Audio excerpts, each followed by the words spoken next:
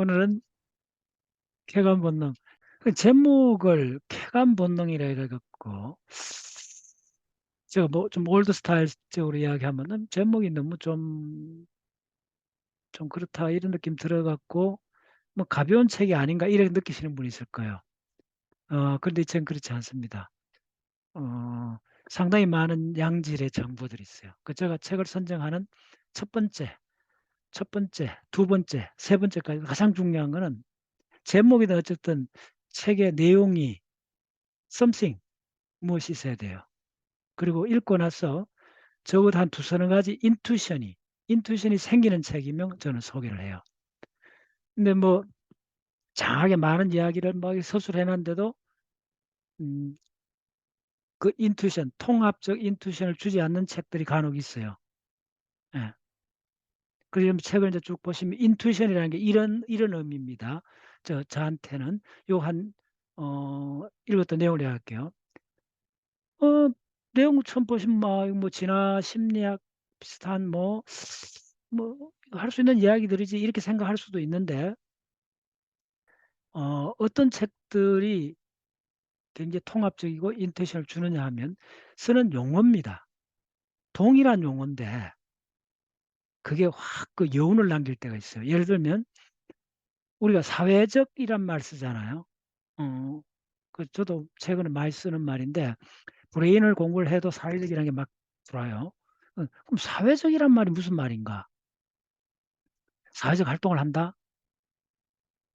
사회적 정서가 뭐 어떻다? 사회적 권력을 잡는다? 뭔가요? 그래서 우리는 언어를 쓰는 종이잖아요. 그래서 어떤 한 그 용어에 따라서 그게 굉장히 그 많은 파급 효과, 생산성을 그 유도할 수 있는 용어들이 있어요. 요즘 핵심입니다. 용어라가 다 같은 용어가 아닙니다. 생산성을 유발할 수 있는 용어를 찾아내야 돼요. 그래서 요거 긴 이야기 말씀드리면 사회적이란 말을 굉장히 많이 쓰는데 이 책에서는 뭐를 말 쓰느냐면 사회적 상호작용이란 말을 써요. 그 처음에 밑줄을 꺼놓고 한참 이렇게 반복해서 읽어보니까네 이거 씹히는 맛이 있어요. 음미할 맛이 있다고요. 그냥 사회성, 뭐 사회적 관계, 사회적 뭐 다 뭐 조어를 만들어 보세요.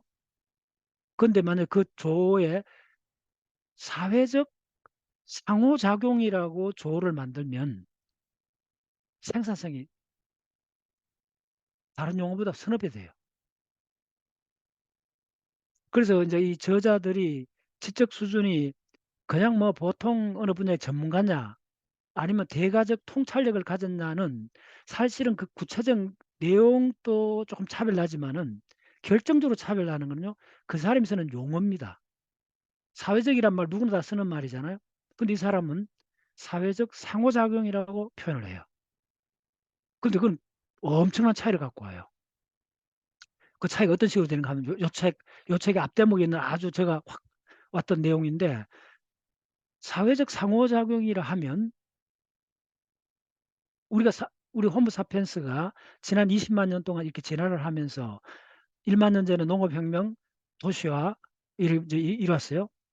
어, 그러면 이제 사회화가 된 거죠. 그럼 인간이 사회화가 됐다 했을 때 그래서 어쨌다는 말이에요. 그럼 여러분 사고를 한번 전개를 해보세요. 어떤 식으로 전개할까요?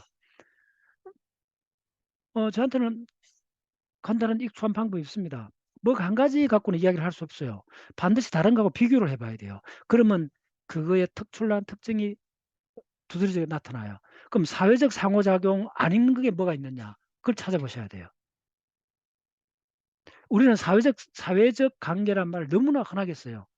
굉장히 어떤 용어를 흔하게 쓸 때는 굉장히 조심을 해야 돼요. 그러면 오히려 진부하게 다성해져 갖고 생산성이 그냥 저로 떨어져요. 거의 없어져 버려요. 다시 말하면 우리는 언어를 쓰는 종이에요. 거의 대부분의 생산성은 언어에서 와야 돼요. 그럼 그 언어를 얼마나 참신하고 완전히 새로운 각도로 쓸 수 있는가가 그거는 본질적인 지식인들의 능력입니다. 근데 이 사람은 어, 사회적 상호작용이란 말을 쓰면서 우리 인류가 그럼 사회적 상호작용에 의해서 일어나는 두 가지 특징을 이 사람이 나열했어요. 첫 번째 뭐냐 하면 사회적 애정관계가 생긴다는 거예요. 사회적 애착. 참, 이게 무슨 말이야? 사회적 애착? 사회적 애착이라는 말은 무슨 말이겠어요? 뭐 애착 심리학 많이 있죠. 그런 이야기들.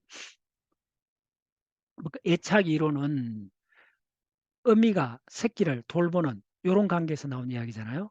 근데 이 사람에서는 사회적 상호관계에서 첫 번째 주목할 게 사회적 애착이 생긴다는 거예요.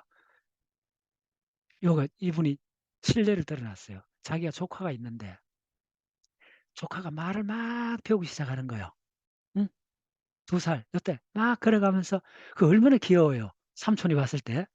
근데 조카 이름을 딱 불렀던 거. 응, 응, 응. 이렇게 불렀더니 그 조카가 말을 막 배우기 시작한 조카가 삼촌 얼굴 빤히 보면서 응 이란다는 거예요.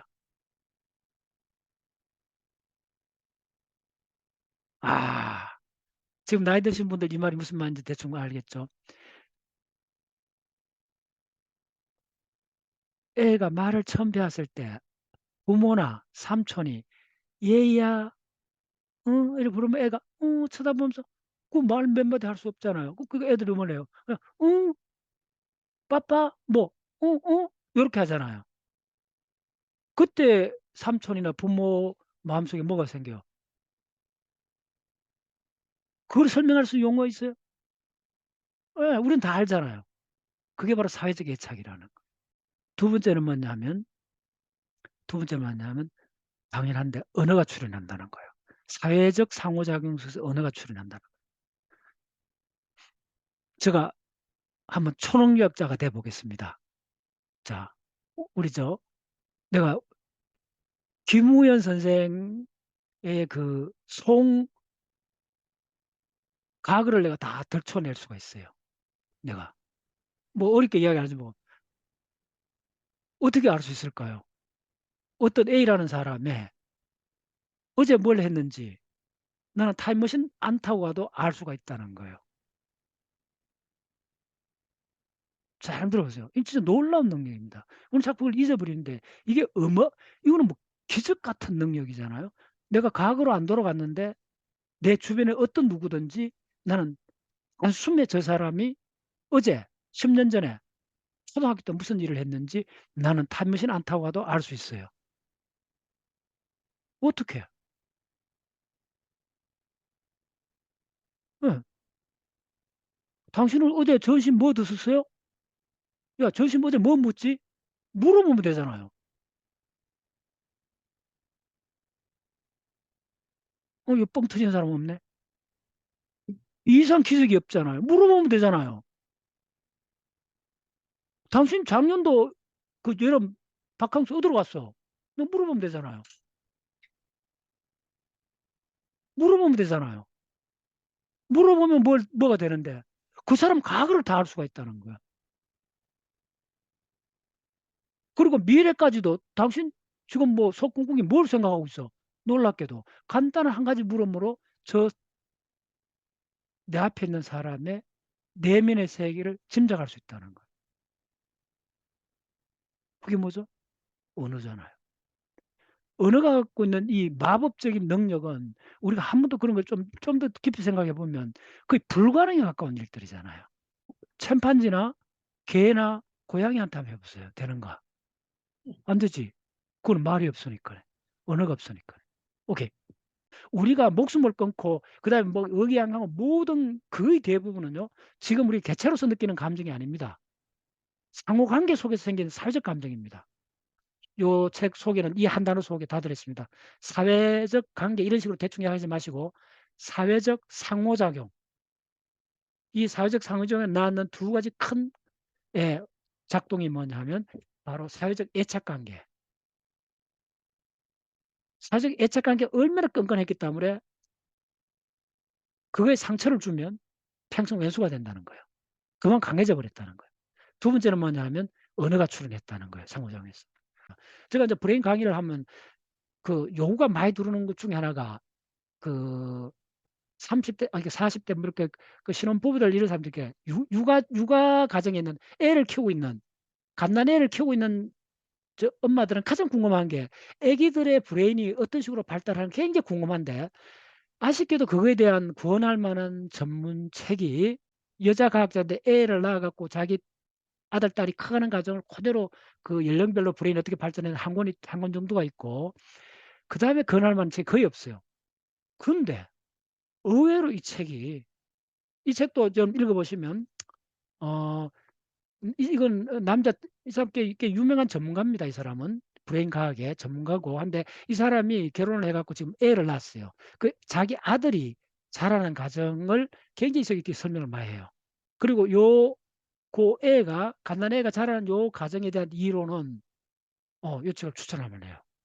수준이 굉장히 높아요. 상당히 높고 굉장히 인투이션 있게 이 책의 내용의 한 3분의 1은 애들이 자라면서 브레인이 어떤 식으로 발달하는가가 거의 한 거의 40~50%가 그 내용입니다. 그래서 이 책은 지금 막 결혼해 갖고 애 키우는 사람들, 그다음 손자 돌보는 저 할머니들, 예, 권할 만한 책입니다. 요런 종의 책이 드뭅니다.